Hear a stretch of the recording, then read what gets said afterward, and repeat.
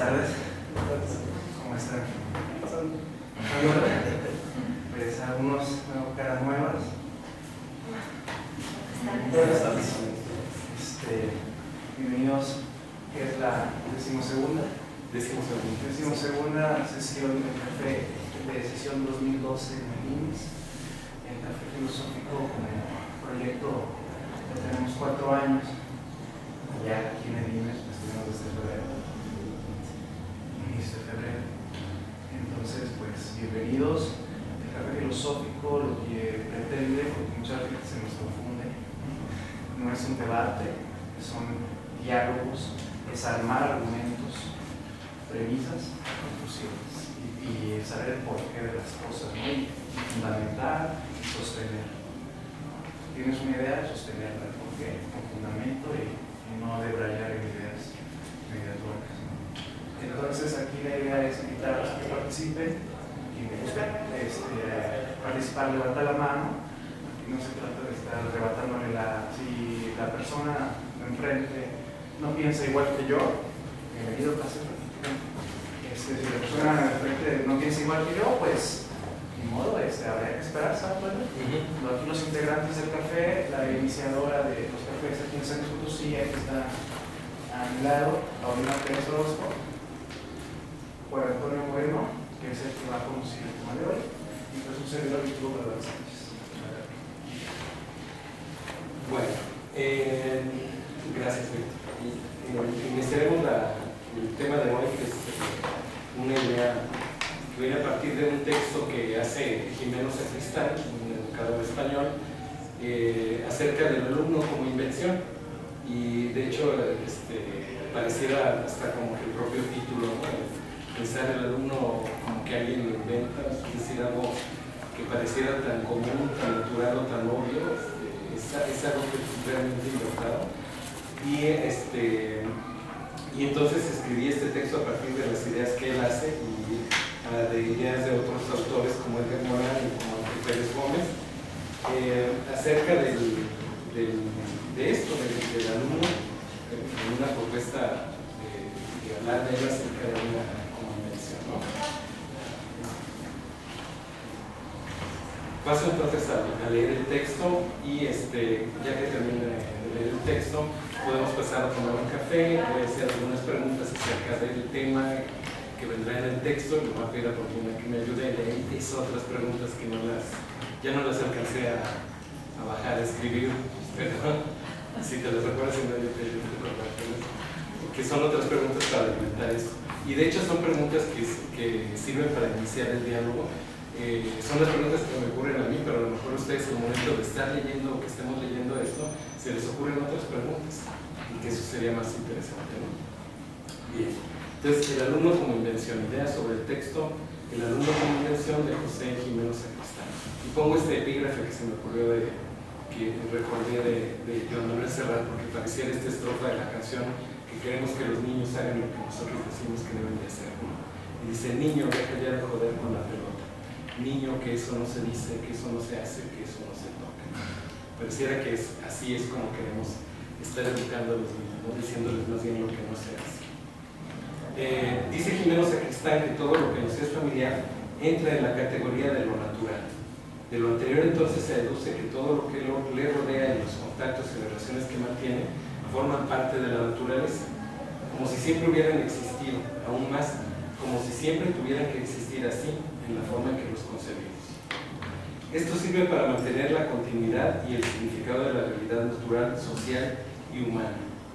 A través de ello se va acumulando material con el que se puede crear experiencia, desde donde se permite afrontar situaciones y encuentros nuevos, que además es alimentada por representaciones tomadas de otros, con las que nos han contado, con los discursos e historias que escuchamos, es decir, la cultura heredada. De este modo construimos a los sujetos que intervienen en los diversos escenarios por los que transcurren nuestras vidas. La educación es uno de ellos. Continúa Jimeno afirmando: el alumno es una construcción social inventada por los adultos a lo largo de la experiencia histórica, pues son los adultos quienes tienen el poder de organizar las vidas de los no adultos. Así llegamos entonces a representarnos a los menores como seres de corta edad escolarizados. Recuerdo también el epígrafe con el que empezaba Víctor en su texto de acerca de la niñez, ¿no? Que decía, a los adultos les interesan los números de nosotros, ¿no? Cuántos años tienes, cuánto pesas, en qué año vas, etc. Entonces, como que esa es la invención que hacemos los adultos de los niños, ¿no? Dice, las imágenes obtenidas se proyectan en las relaciones que mantenemos con ellos, en la manera de verlos y entenderlos, en lo que esperamos de su comportamiento ante las indicaciones que les hagamos o ante determinadas situaciones, y los parámetros que sirven para establecer lo que consideramos que es normal y lo que queda fuera de lo tolerable.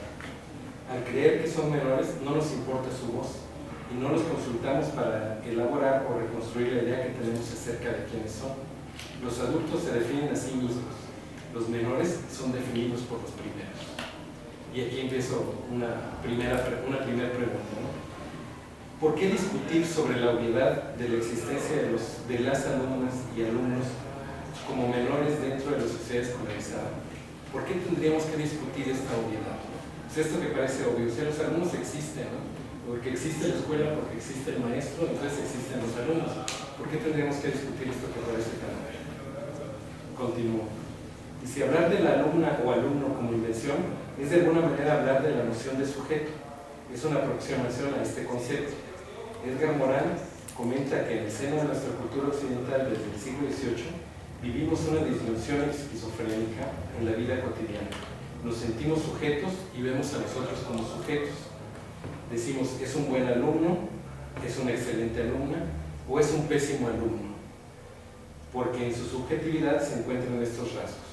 Vivimos esta disminución en función de un paradigma profundamente enraizado a nuestra cultura. En este sentido se puede conectar las ideas de Ángel Pérez Gómez cuando comenta que la escuela no solo ignora las peculiaridades y diferencias del desarrollo individual y cultural.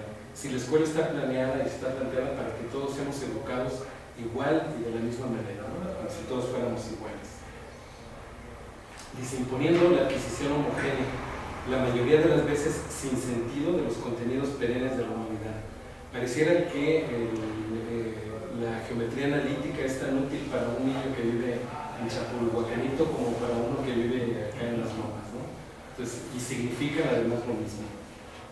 Dice, sino que también olvida y desprecia por lo general los procesos, contradicciones y conflictos en la historia del pensar y del hacer, y restringe el objeto de enseñanza, el conocimiento, desatendiendo así el amplio territorio de las intuiciones, emociones y sensibilidades, así como las exigencias coetáneas de los cambios radicales y vertiginosos en el panorama social, y aún más grave, las características individuales de los alumnos y sus aspiraciones. La escuela no puede trabajar, no puede transmitir ni trabajar dentro de un único marco cultural, un único modelo de pensar sobre la verdad, el bien y la belleza. Y a continuación presento unas citas que creo que nos pueden permitir reflexionar en torno al tema, ¿no? Y esta es una de, parafraseando a Pozo por Romero. La escuela, de formas modernas e incertidumbres postmodernas, enseña contenidos del siglo XIX. Si la escuela no ha cambiado desde el siglo XIX, tal como la vemos ahora, así es la escuela del siglo XIX.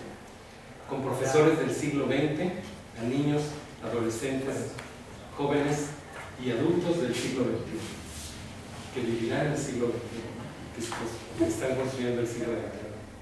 Y esta otra reflexión de Henry Pirot también se me hace muy interesante, ¿no? Dice, donde yo crecí, aprender era una actividad colectiva. Sin embargo, cuando empecé en el colegio, cada vez que trataba de compartir lo que había aprendido en otros estudiantes, se consideraba que estaba haciendo trampas. El currículo enviaba un mensaje claro al respecto.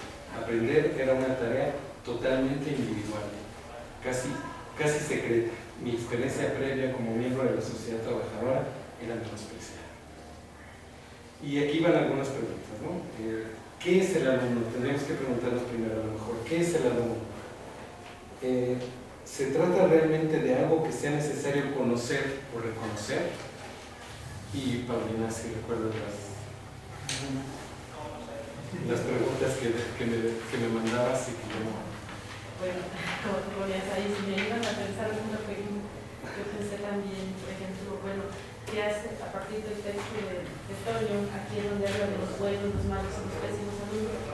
Y esta es una cuestión ética, desde un punto de vista ya algo más objetivo del maestro o la institución, quién denomina a estos alumnos. O también si se puede hablar de alumnos sin maestro, por ejemplo.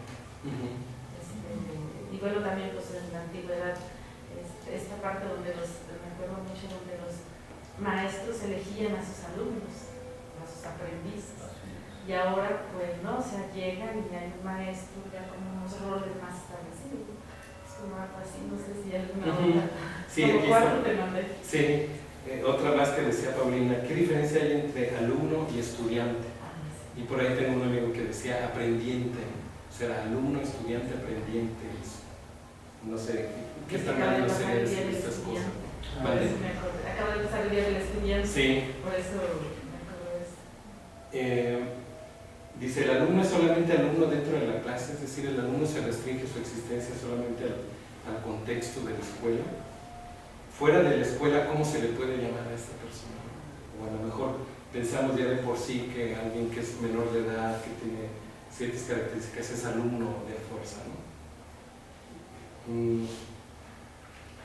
Y esas serían las preguntas, ¿no?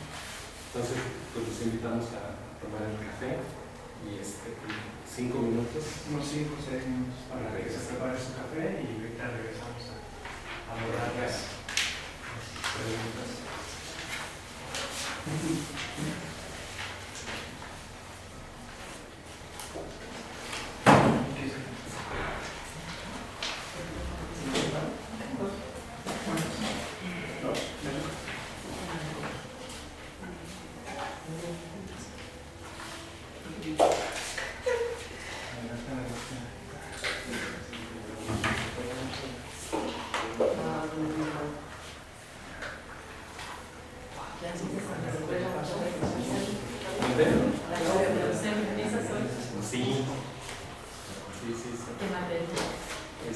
Técnicas didácticas.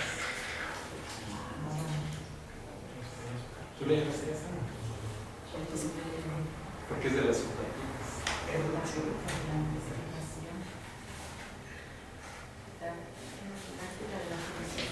Bueno, esa es otra ahí. Esa no me didáctica general, yo llamo también, ¿no? Didáctica general. Sí. ¿Cuántos? Ninguno.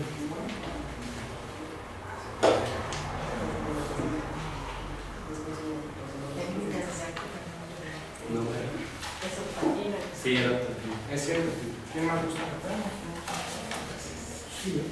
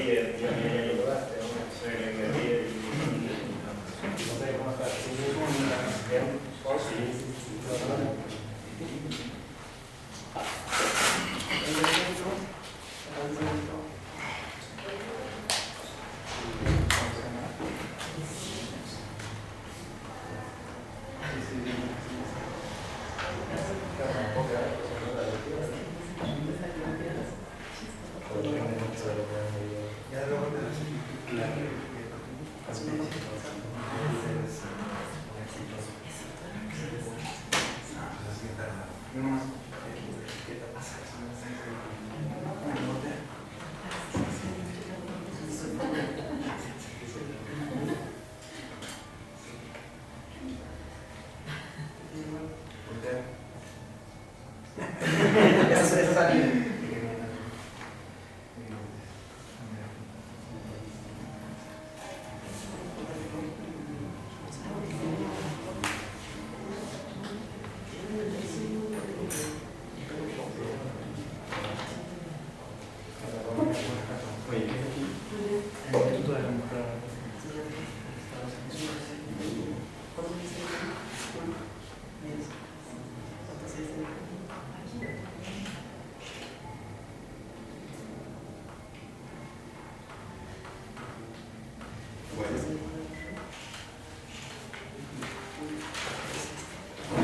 Pues si gustan, iniciamos.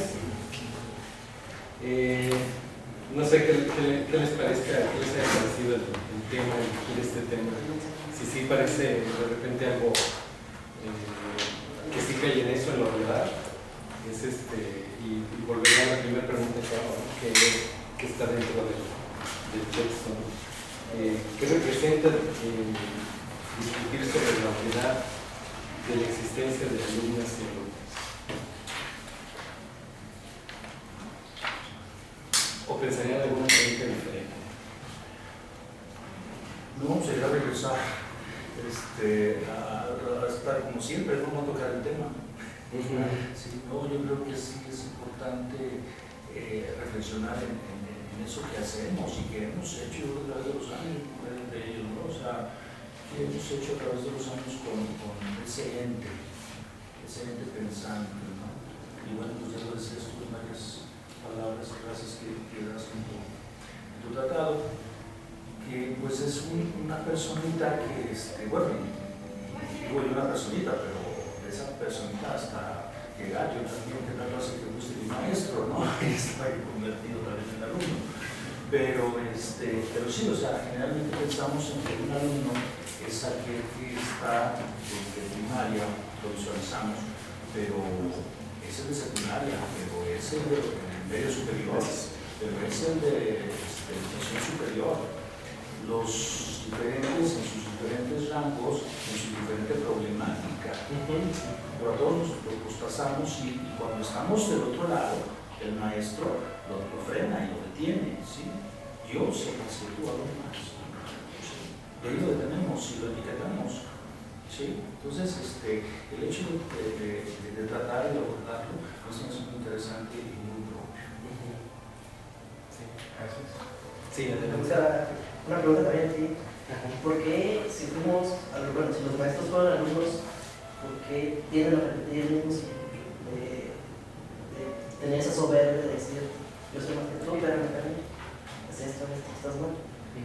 Esa es una pregunta que me hago y que he hecho a los profesores y que casi nunca me han contestado. Una vez me contestó diciendo que era para tener el grupo en control, pero a la vez de tener el grupo en control, a los alumnos participantes pacíficos, los ustedes, entonces que pierden esa iniciativa. Claro.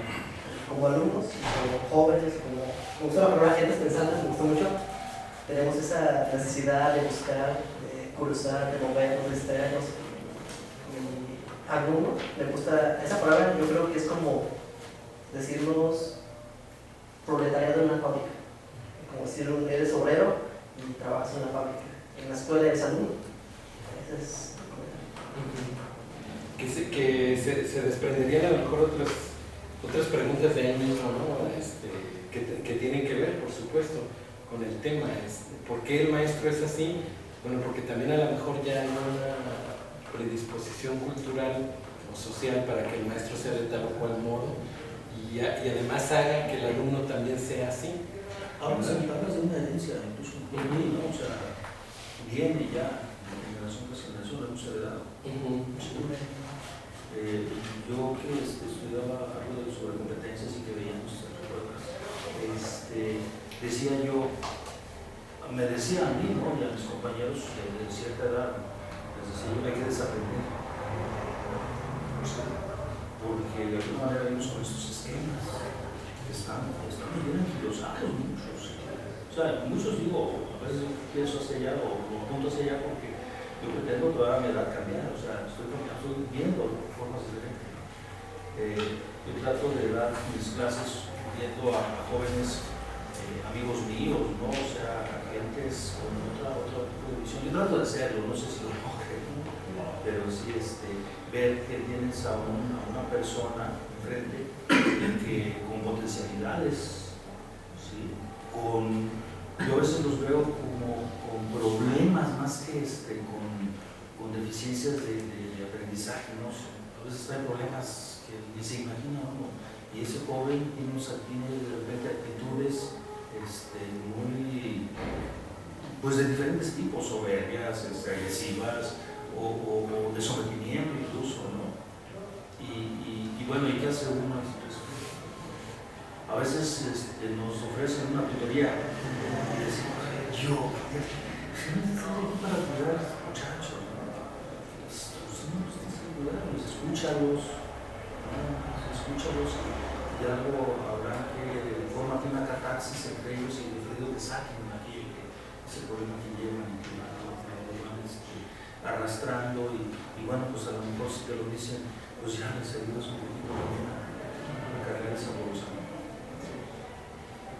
Sí, aquí también se da la cuestión de quién te dice qué es lo que hace que tú seas buen maestro, buen alumno, mal alumno. Si realmente el examen y la calificación como tal te hace pensar que eres buen alumno, ahora tiene que cumplir con varios estereotipos y esquemas, ¿no? Tiene que cumplir con los papás, tiene que cumplir con el maestro y tiene que cumplir con la escuela.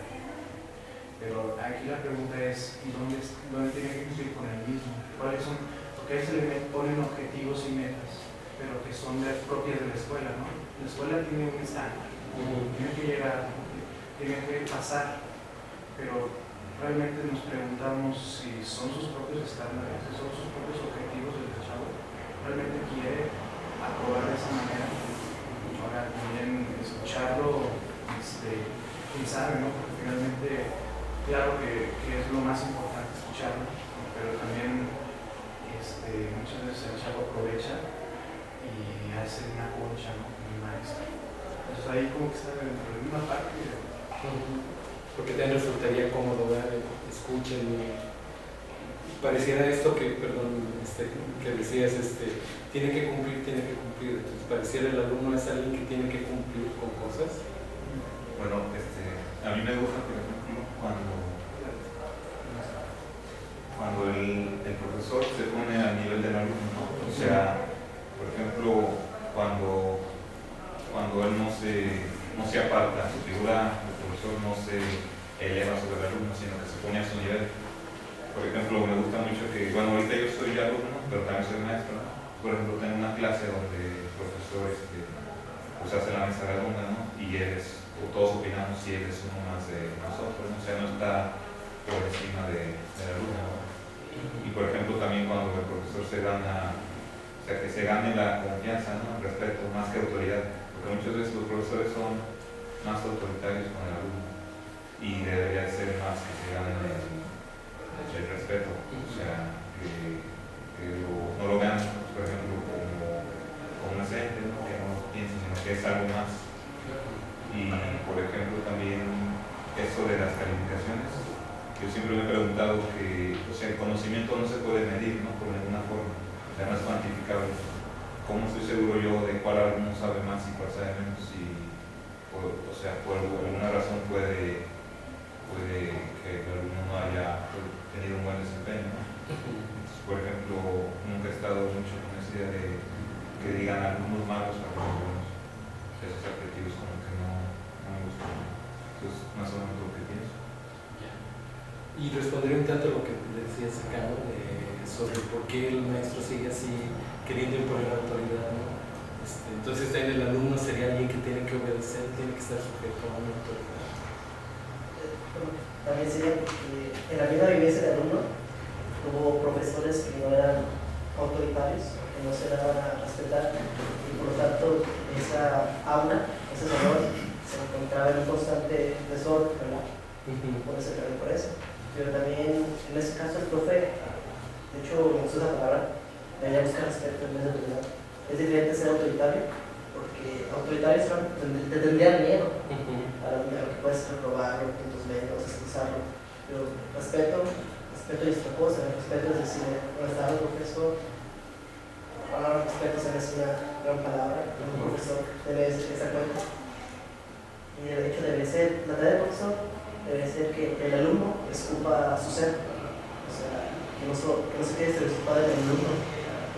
cierto, al alumno se le ponen situaciones, sácame 8, 9, 10, tienes que ir a la escuela todos los días, tienes que ser participativo, y ya la vas a solucionar, ordenar tu lugar.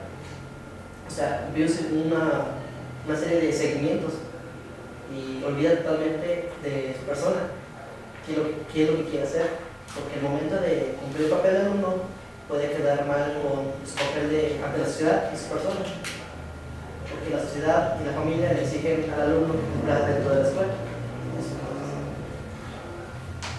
Sí. Bueno, yo creo que para empezar debemos de preguntarnos antes de qué es el alumno y todo eso, qué necesidad hay de prejuiciar o encasillar a alguien bajo el término de alumno, ¿no? Si todos ustedes en nuestra vida seguimos aprendiendo, por más que sea doctor y maestro, y que sea qué cosa, pues hay cosas que siempre te van a seguir dejando aprendizaje. Entonces, ¿qué necesidad de ir diciéndole sobre todo pues, a los jóvenes, pues tú eres un alumno? Y ya aparte de eso, ¿qué necesidad de seguirlos clasificando como tú eres un 8, tú eres un 9, tú eres un 10? Tú eres tal, si cada persona tiene un diferente sentido de la vida aún desde niño, diferentes objetivos, diferentes metas, por ejemplo, como lo que decía Víctor, o sea, ¿qué necesidad de ponerle un 7 a un niño en matemáticas si el niño quiere ser pintor o si quiere ser arquitecto, si quiere ser algo totalmente diferente y que esa clase, por más que nunca está de más conocimiento, no te va a dejar de nada y simplemente te va llenando pues de limitaciones, de cosas que son muy malas y que en un niño te hacen mucho más daño todavía cuando no eres una persona tan segura de tus conceptos. Entonces, pues más bien analizar por qué los maestros tienden a reprimir de alguna manera sus frustraciones sobre los jóvenes y a quererlos enjuiciar y conllevar el sistema que los rige a ellos en ese momento y decir, sabes que tus metas, todo esto no sirve, la única manera que existe es trabajar 8 horas al día, hacer esto como se debe, ir al registro civil, ir a hacerlo todo como se hace actualmente y pues no dejarlos que vivan su propia vida, que descubran sus propias maneras y que pues vivan su vida a su manera, simplemente pues querer limitarlos a lo que ya existe y no darles otra oportunidad. Entonces pareciera que había un afán clasificatorio por un lado, pero también limitativo, ¿no? Entonces de repente se me figura que entonces la escuela, en lugar de potenciar a las personas o a la cultura, parece entonces que más bien las está reprimiendo, las está sujetando, pues, las está haciendo no tan rápido o no vayan para aquel lado. ¿Ibas a decir algo? Paulina, perdón. No, estoy bien. Pero yo me quedé pensando en derecho en el título como invención. Esta palabra me parece muy fuerte, porque creo que fuerte en el sentido gramatical. Un invento, una invención que se sabe que otro idea, crea, imagina. Me quedé pensando pues en nuestro sistema educativo. Conozco muy poco de otros, ¿verdad? De otros lugares. Pero bueno, finalmente creo que México se ha comprado muchos paquetes del extranjero que se quieren aplicar a nuestras realidades y que a lo mejor me pueden dar una idea. Entonces, ¿cómo se piensa? Y de aquí me acuerdo mucho de Foucault, ya se ha hablado por aquí de este filósofo. Y me quedé pensando cuando él dice cómo las escuelas es un lugar donde se ejerce mucho poder, en este caso del maestro o del sistema, que ya finalmente el maestro tiene que ser, tiene que cumplir ciertos parámetros y que dentro de eso tiene que calificar, ya se lo dan al maestro, ya el maestro no es tan libre de decidir que sí, que no, sino que ya te dan, pues aquí esto más o menos tiene que cumplir los contenidos y pues obviamente los aprendizajes. Entonces, creo que sí da para mucho pensar cómo, en el caso de lo que decías tú, la experiencia de ser alumno y de ser maestro, pues te va dando una cuestión muy interesante, ¿verdad?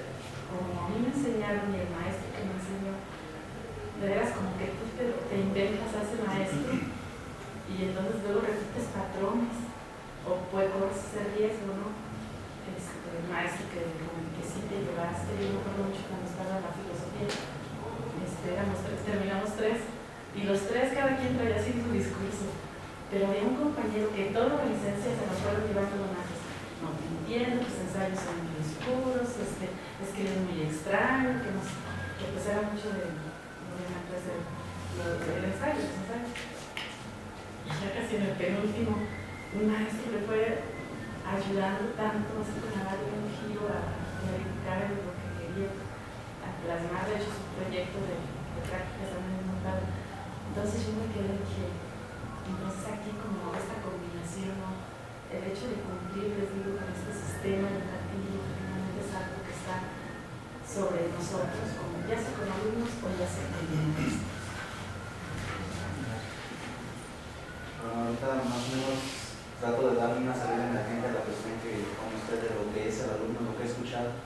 Yo en lo personal no lo definiría como una invención, más o menos yo le podría decir algo forjado forzosamente, lo encasillan, lo encierran dentro de un cuadro y si sale de ese cuadro deja de ser un buen alumno, pasa a ser malo, pasa a ser excelente, pasa a ser miserable, muy inferior. Yo lo denomino forja porque hace poco dejé de ser alumno y me tocó ver todos los matices que han tocado ahorita del maestro bueno, el maestro malo, el que te reprime, el que de alguna manera intenta dejarte expander, expresarte de tu manera, pero que al final termina por regresarte al mismo cuadro que tiene que regresar. Yo, desde mi experiencia personal, el alumno no socialmente lo limitan a la escuela, sale de la escuela y regresa a ser un niño que juega, que ríe, que aprende modales en su casa, la moral, pero eso es incorrecto, porque como decía aquí el joven, uno nunca deja de aprender, pero entonces no se podría llamar alumno, entonces ya sería un aprendiz de la vida. ¿Qué podría ser? Un estudiante, ¿Hasta dónde es la ignorancia o no sé cómo llamarle del mexicano en especial que encierra al alumno en la escuela? Eres alumno de primero de preescolar hasta tu doctorado, tu posgrado. Pero yo no lo quisiera ver así, porque a pesar de que ahorita ya hace casi un año que abandoné la escuela, que me gradué, yo no he dejado de aprender.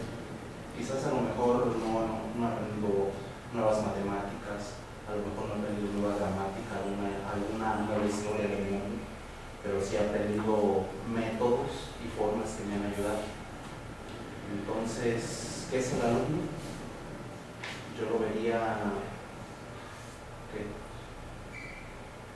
una invención muy cerrada, muy limitada, una perspectiva muy enclaustrada y que por más y más que pase el tiempo no van a dejar de desarrollar completamente el sentido que se debería tener.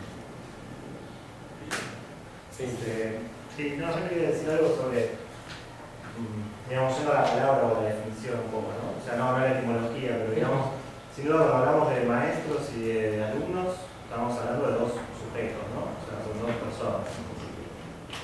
Y esas dos personas están unidas por creo, en principio por un supuesto, ¿no? Supuesto saber, o sea, el alumno supone que el que es el profesor como tal tiene que saber.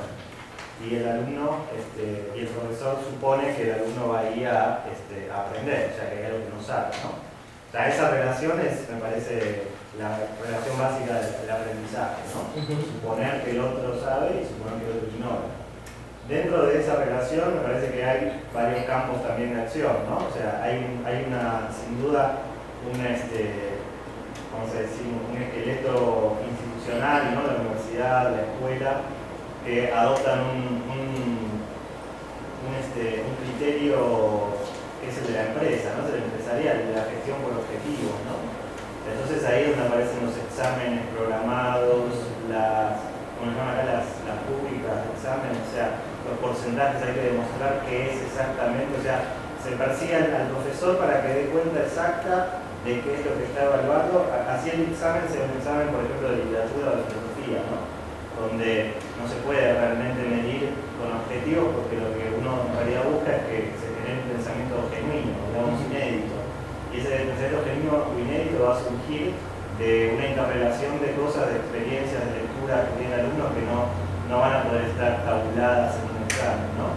Entonces ahí el sistema administrativo muestra ciertas fallas y es lo que decimos, tal vez para otras carreras sí, tal vez para la carrera de contador sea efectivo, ¿no? O sea, no sé, principio de partida doble, es decir, aprendemos las cosas técnicas, o sea, lo que requiere una técnica muy precisa tal vez sí pueda ser así. Pero después también se da otra situación de aprendizaje que está por fuera de lo institucional, que es, por ejemplo, el aprendizaje artístico, ¿no? Donde también uno va a aprender con un profesor, con un maestro que supone cierto conocimiento, cierta idoneidad para el trabajo que hace, y el maestro va a suponer eso, ¿no? Y en ese caso sí me parece que la relación tal vez no sería esta de simplemente, digamos, tirar hacia atrás, ¿no? O sea, bueno, ahí ya va a depender obviamente de las características personales de cada uno, ¿no? Profesores con características más abiertas o más posibles para ciertos alumnos que para otros, ¿no? Y quería decir, esto que digo de suponer, ¿no? Del sujeto supuesto saber, ¿no? Que es lo mismo que pasa a la base en el psicoanálisis, ¿no? Uno va al psicoanalista, no importa que el tipo no va a hacer nada, el psicoanalista no va realmente a reconstruir mi vida, pero depende de que yo suponga que él sabe algo de mí o va a interpretar lo que digo, ¿no? Hay un caso de, bueno, es un libro que se llama El profesor ignorante, algo así, ¿no? No sé si se lo conoce. ¿Sí? El que les enseña, es un profesor holandés, les enseña a hablar francés, escapa de la guerra, ¿no? Va creo que a Bélgica o a Francia, no me acuerdo, habla en francés. Él no habla francés y los alumnos no hablan holandés. Y sin embargo, con los otros idiomas terminan tanto el profesor hablando francés como los alumnos. Dice, los alumnos hablaban un francés de estilo victoriano, no sé, ¿no? O sea, era un francés de novelas, porque era a través de obras de teatro y de novelas que aprendían, ¿no? Pero efectivamente sabían, es decir, no hace falta que uno sepa o no sepa, sino que estén dadas las condiciones de ese supuesto saber. A veces la institución lo que hace es proveer eso, ¿no? Uno supone que cuando se nota en la universidad ya consignó los exámenes necesarios al profesor para que sea el sujeto supuesto saber y que los alumnos lo acepten, ¿no? Y entonces ahí se dan todas esas relaciones, pero uno sabe a qué va, ¿no? La universidad, uno sabe cómo es el modelo, bueno, no sé si sabe, ¿no? Pero debería saberlo. Entonces sí, hay situaciones que van a ser tirantes siempre y que no van a ser. Pero en la universidad tienen que estar todas las voces porque ahí viene universidad. Si no estuviesen todas las voces no sería una universidad. Entonces tienen que estar transmitidas todas las opiniones. Y pareciera, a partir de esto, del supuesto saber, que entonces está en la posición del alumno ante eso, ha variado a lo largo de la historia de los diferentes modelos educativos que hemos tenido, ¿no? Desde el pensar que el alumno no sabe nada y entonces hay que depositarle el conocimiento, a pensar que sí sabe algo, que él mismo puede reconstruir las cosas o construir un conocimiento o su propio conocimiento, ¿no? Serían dos posturas diferentes. Y también pensar en el alumno como alguien que es un sujeto que tiene una vida y tiene aspiraciones, ¿no? Como que son tres posturas diferentes acerca del alumno. ¿Qué pensarían ustedes? ¿Cuál es la que prevalece? ¿O cuál, a partir de, a lo mejor de lo que hemos vivido como alumnos y en algunos casos como maestros, cuál es la postura que de repente hemos visto que prevalece? Sí, claro. Bueno, una de las preguntas es si realmente, si se trata realmente de algo que sea necesario conocer o reconocer. Y yo me diría, es como que si es realmente necesario reconocer como maestro al alumno, porque yo así de momento definiría, el alumno es el que espera, y ahí podría incluir el que espera aprender, el que espera hablar, el que es como espectador, el que espera participar, el que espera ser, el que espera demostrarse, es el que desea, es el que quiere, y también el alumno es el que enseña, invariablemente. Y también veo que el ser alumno es como una imagen que se transmite de generación en generación. O sea, veo a mis sobrinos platicar y mismo chiste que yo llegué a escuchar en el segundo y tercero de primaria es como el mismo que ellos practican ese mismo año de primaria. Entonces yo digo, es así como algo heredado, ¿no? Es algo que el ambiente mismo lo propicia. Esas preguntas que se hacen, ¿y cómo es esto, maestro? Las mismas caras de que, es así o es así. Entonces yo creo que es como algo también como heredado, ¿no? Yo lo veo en generaciones muy distantes a la mía y muy poco varía a veces la expresión. Sería como el oficio de ser alumno, se repite, es decir, se puede pensar en eso, en un oficio de ser alumno, estrategias de sobrevivencia en los y otras cosas, sí. Nada más una aportación más aquí, no sé si se valdría también entender aquí el tema que no es alumno, que viene, que no llega a ser alumno organizado, que aprende, que llega a ser alguien, no sé si se vale, estamos hablando de escolarizado, pero ¿qué tal? Porque tú dices, bueno, estamos en el posgrado, después del posgrado seguimos aprendiendo, y siempre, o después de la licenciatura, nosotros seguimos y si no hacemos un posgrado seguimos aprendiendo, leemos, aprendemos cotidianamente de cualquier persona, ¿no? Pero esa persona que los hay, y aquí los vemos ahora en el campo X, que no son escolarizados, son personas que van a aprender. ¿Sí? No sé si que están aprendiendo. ¿Qué están aprendiendo? Sí. Sí, y en esto me cabe pensando cómo la tecnología le ha dado, y a lo mejor un poquito también conectando con los pequeños, yo creo que también tiene que ver mucho con el estatus que se da a ser alumnos en maestro. Creo que en México no hace la pregunta cuánto predominar, que de repente está así como mezclado uno con otro.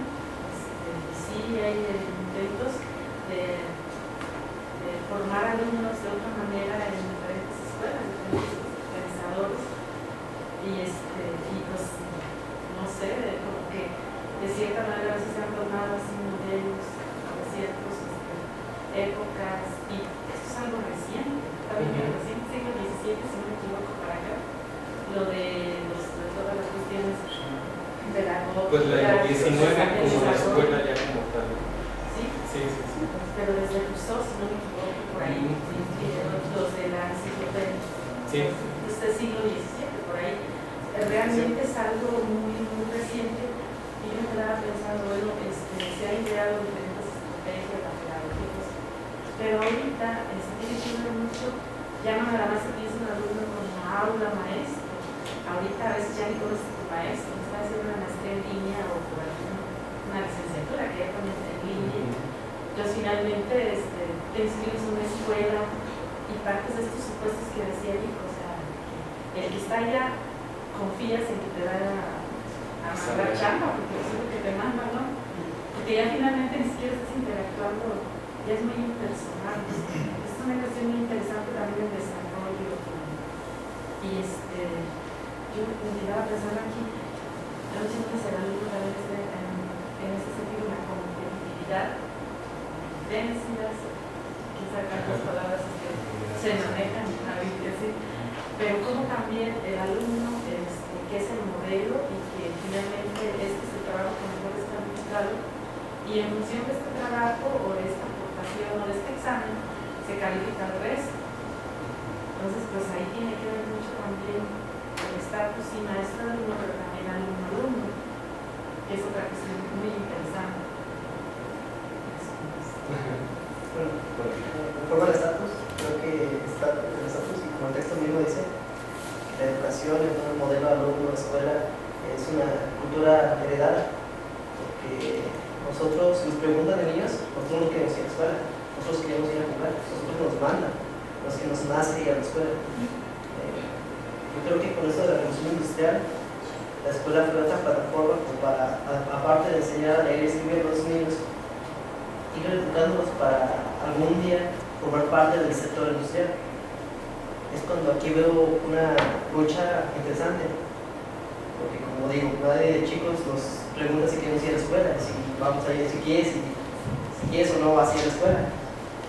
Es cuando puede decirse que tenemos raciocinio a la edad de secundaria o preparatoria, si es que no antes, porque aquí es cuando hay una lucha del ser pensante, donde depende de una subjetividad propia, de que, a ver, ¿estudio porque quiero o estudio porque me mandan? Si estudio porque quiero, puedo hacer lo que yo quiero, pero si lo que me mandan es eso y es obligatorio, ¿qué sentido tiene hacerlo? Porque también dependería mucho de las motivaciones que tiene un alumno para estudiar, porque es cierto, la preparatoria, los modelos nuevos que hay para educación, aparte de las calificaciones, cuentan habilidades, aptitudes y conocimientos. O sea, no es solamente cuánto sabe el niño que sabe sumar, 2 más 2, 4. Tienen que ver si el niño trabaja bien en grupo, si el niño es ordenado, si el niño tiene la actitud para trabajar, esa inquietud de estudiar y aprender. Eso es muy interesante, esa lucha constante de la subjetividad de cada persona. Pero también eso se ve influido por la sociedad, porque, por ejemplo, hoy en día vemos muchos jóvenes que van a la prepa porque los mandan. ¿Y su deseo cuál es? Salirse de estudiar, irse al otro lado y trabajar. O salirse de estudiar, vender droga, que sea. Depende mucho de la subjetividad y de los deseos que tiene cada persona. Y esos deseos que tiene se ve influido por la sociedad que lo envuelve. También depende mucho de la familia, porque una familia lo puede presionar en vez de que lo escuche como persona, como hijo, después como alumno. Eso es tanto que me gustaría verlo como esa capacidad de luchar contra lo que está impuesto y contra lo que uno quiere ser, porque tiene razón, los maestros, aparte de enseñar, están sujetos a un papelito que dice cómo tienen que evaluarlos, pero también tiene el profe derecho a luchar contra ese papelito y enseñar a su modo, no tomar actitudes ni repetirlas, porque creo que es cierto, cuando un profe es profe no le enseña a ser profe, le enseña a cómo supuestamente dar clases. Entonces, en ese ciclo que va recorriendo encuentra vacíos, entonces esos vacíos los tiene que llenar con algo, y como nosotros somos seres vivenciales, porque es cierto, no dejamos de ser alumnos, pero tampoco somos alumnos en sí.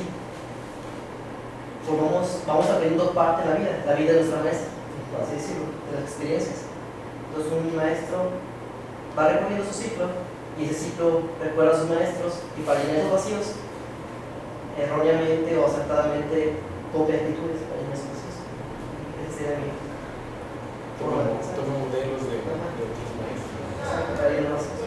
Entonces parece que ahora también que entonces la escuela no solamente tiene este afán clasificatorio de los alumnos, sino también de los maestros, y a lo mejor este alumno que toma conciencia y dice yo quiero estudiar, pero quiero estudiar ser músico, ¿no? Y entonces a lo mejor el cálculo diferencial que me enseñan en el bachillerato hoy no me sirve mucho para poder agarrar un bachillerato. Incluso también sería muy curioso que realmente la música son matemáticas. Bueno, quién sabe, ¿no?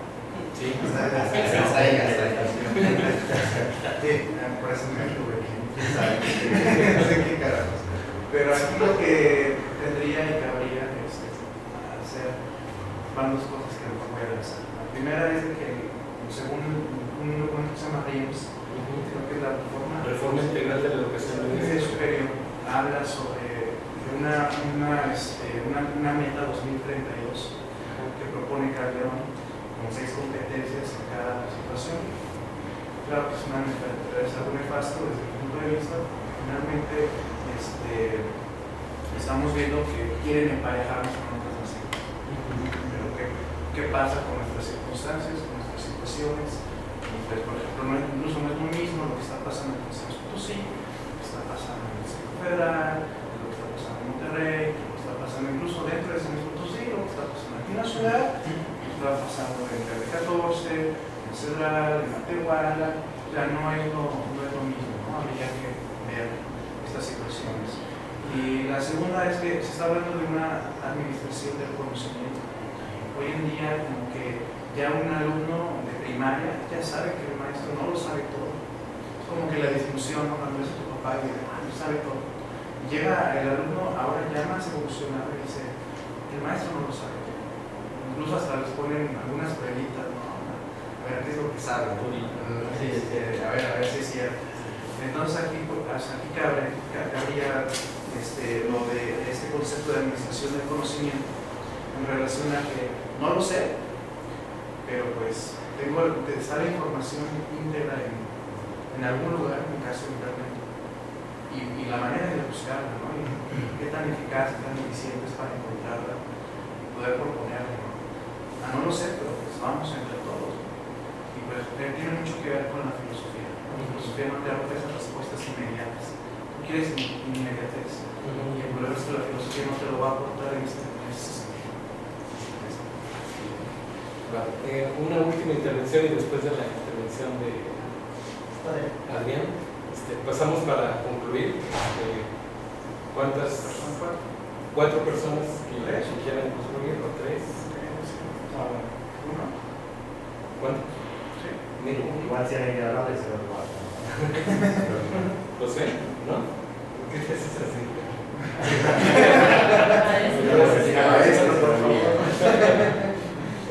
Un único, ¿quién sería otro? ¿Quién más quisiera concluir? De los que no han hablado, ojalá que debaten. Sí, o sea, aquí sería la invitación que se llena, ¿no? Esta sesión, por ejemplo. Sí, no necesariamente que hable sobre el tema, sino cuál es la sensación que se queda. Gracias. Ahora sí, Andrea. Bueno, como tocó el de la 3, quisiera resaltar que en esa reforma ya es evidente lo que ya era evidente.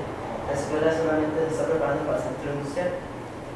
La filosofía, como dijo, es una materia, una pasión, una vocación, como quieran verse, que te lleva a pensar de forma crítica, de forma subjetiva, desatarte de eso que te sujeta a la sociedad, al sistema, etc. Las RIEMs también tienen como objetivo, bueno, ya lo cumplieron, es a partir de este año que sigue, no me acuerdo, es eliminar filosofía de las materias de prepa. Las prepas de tesis y abiertas, en general no van a tener filosofía ya, van a ser llenadas por otras materias como matemáticas avanzada y lenguas, lo que denota que el poder, o así por así decirlo, el sistema quiere prepararnos para el sector industrial, porque es cierto, un músico, ¿para qué le sirve la química o el cálculo integral? Entonces aquí debe ser recordar que el alumno es un ser pensante, que el alumno es un sujeto, y preguntarle qué quieres, porque tal vez lo que él quiera no se lo vas a dar, pero mínimo conocer qué quieres, para así ayudarle y proporcionarle las herramientas para que él en un futuro pueda conseguir ese logro que él quiere. Eso sería interesante, reconocer al alumno como un ser pensante, como un sujeto, y preguntarle qué quiere, independientemente si se lo vas a dar o no. Porque puedes proporcionar el ambiente para que lo haga. Pasamos a uno. El uno de Protino. Me parece que estamos ante una disyuntiva de 2 modelos, parece. Que no se ve solamente en la educación, sino se está viendo a todo nivel, ¿no? Se está viendo en Europa, en las políticas de ajuste, se está viendo en Sudamérica, en algunos países, se está viendo en México. Y es el conflicto o lo que tenemos que resolver, digamos, es qué modelo queremos, un modelo administrativo o un modelo político, básicamente. El modelo administrativo es este que viene con esta idea de ajuste, ¿no? Donde todo se maneja, vamos a decir, por libre juego, entonces lo único que hay que hacer es pequeños ajustes cuando ese sistema no funciona. Entonces, esos ajustes son siempre en educación, en salud, ¿no? O sea, nunca son en la bolsa de valores, ¿no? Entonces, ese modelo administrativo resuelve las cosas por objetivos puntuales, ¿no? O sea, como si fuese una empresa, ¿no? O sea, tengo este problema en compras, entonces hay que resolver el problema en compras. Entonces, el problema en venta, dentro de eso hay una milagro de cosas, ¿no? Y un modelo político sería el que pretende que cada eslabón de la cadena genere una cadena de correlaciones de equivalencia, donde todos nos demos cuenta que es lo que nos falta a cada uno, establecer, y entonces, vamos a decir, el poder o la administración, resolviendo un problema conjunto y no casos particulares, ¿no? Toda esa política administrativa lo que busca es eso, en definitiva, que la gente no sepa lo que el otro quiere, lo que el otro le falta, sino que venga y para resolver un problema puntual a través de una demanda puntual. Eso es totalmente ausente de la política, ¿no? Entonces, claro, a nivel económico, a nivel político, social es muy claro, ¿no? Pero a nivel educacional tal vez no es tan claro, pero en definitiva el modelo administrativo produce universidades o modelos educativos que sirven justamente para la administración, ¿no? Entonces tenemos carreras en 3 años o menos, a distancia, o sea, donde las capacidades, por ejemplo, retóricas quedan totalmente disminuidas porque el alumno no sabe hablar delante de otros alumnos, ni del profesor, ni nada, porque contesta por mail, por ejemplo, ¿no? Es decir, cosas que la empresa no necesita, no que no necesita la gente, no que no necesita nosotros, la gente común, digamos, ¿no? No es lo que necesita la empresa. Entonces, me parece que detrás de todos estos inconvenientes, incluso lo que mencionaba él, por qué el profesor repite las cosas, ¿no? O sea, creo que en realidad tendríamos que ver un poco más allá de eso las relaciones existentes detrás del problema puntual, y creo que es un problema de modelos, los problemas del modelo político y el administrativo. Gracias. Yo, nada más las cosas, cuando veo a los chicos jugar, cuando veo a los niños, nadie quiere ser alumno, quieren ser más bien maestros. Eso a mí se me hace muy interesante cómo en la misma psicología infantil está esta cuestión de cómo y hacen ya ellos esta comparación, ¿no? Hacen esta experiencia que desde los que van al kinder, que quieren estar ahí, que se enojan, pues, quieren ser no alumnos, sino quieren ser maestro y el que le diga a los demás lo que hay que hacer. Pero se me hace muy interesante la otra parte. Yo también en mi experiencia de trabajo con los chicos, aunque estoy con 6º año, pienso que salí de la universidad a ser alumno o alumna y voy a ser alumno con ellos, porque finalmente ellos creen que yo soy la maestra, pero en realidad soy la que estoy aprendiendo. Entonces, inclusive hasta los mismos contenidos, que la verdad ya he ignorado, ya estaban por ahí en un archivo casi muerto. Me parece muy, muy interesante el tema, me parece muy interesante. Como también cuestionarme yo qué es lo que de mis maestros aprendí, o de mis compañeros alumnos, que luego llevo a la práctica o que luego uso como herramienta. A veces para bien, a veces no tan bien. Como también estos intereses de las nuevas generaciones, que a veces les puedo, y eso toda la educación básica es complicada, tengo estos intereses. Gracias. Bueno, a mí me gustaría agregar, por ejemplo, que como ya lo mencionamos de diferentes formas, la educación que hemos llevado muchos es un poco conductista, ¿no? O sea, nos lleva por un caminito, todos seguimos pasos, etc. Y lo que en realidad, bueno, desde el punto de vista del profesor y el alumno juntos deben de construir el conocimiento, como un proceso en el que los dos, el profesor aprende mucho de los alumnos, se retroalimenta, discute, es un guía más que les lleva los conceptos y que se los diga aquí esto significa esto, no, sino que el alumno guíe, como que se enlace, ¿no? Y que haya un trabajo en conjunto para que vayan avanzando. Por ejemplo, bueno, en mi área es la física, ¿no? Entonces yo recuerdo que cuando yo era estudiante llegaban y me ponían las fórmulas, aplica esta fórmula determinada, y pues con el paso del tiempo, bueno, siempre me caía mal ese tipo de educación. Pues por ejemplo, ahora lo que yo trato de hacer es que el alumno interactúe con lo experimental y lo teórico, ¿no? Que le mueva, que todo esto, ¿no? Y es como yo veo que debería ser, o sea, un modelo educativo más de interacción, más duro, ¿no? Que se vaya construyéndose poco a poco. Entonces, me parece muy interesante todo esto, la discusión sobre los alumnos, sobre la educación, todo eso, porque todavía hay muchas cosas por hacer, pero ya pues muy importante. Pues, Víctor, ¿quieres agregar algo? Muy buen tema, la verdad, da para más, incluso una segunda parte en relación a otras cosas. Por ejemplo, el alumno iba, bueno, ahora que me recuerdo y veo a los niños de primaria, van con una mochila que apenas pueden, la verdad, porque tienen un libro de matemáticas, en español, todavía el de ejercicios de matemáticas, el de ejercicios de español, todavía le piden y se enojan los maestros porque no llevan el diccionario. Y el complemento, que es la guía, ¿no? Una guía completa de toda la parte. Y tienen que estar borradas, todavía con cierto color y todo. Entonces, ahí van y agregan que quieran llevar otras cosas. Son niños. Claro. entonces pues parece un pipi ahí arrastrado. Sí, entonces el pipi es una círcula mexicana, entonces sí, como que digo, bueno, ¿qué va a pasar? ¿No? A día en sexto ya están así.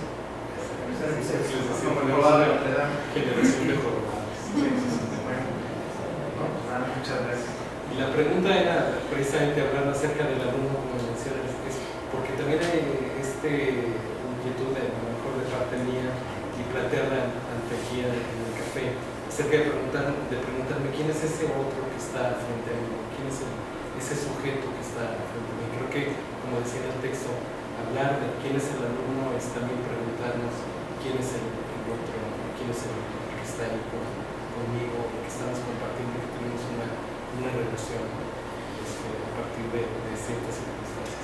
Y era eso, platicarlo con ustedes y que juntos pudiéramos pensar eso.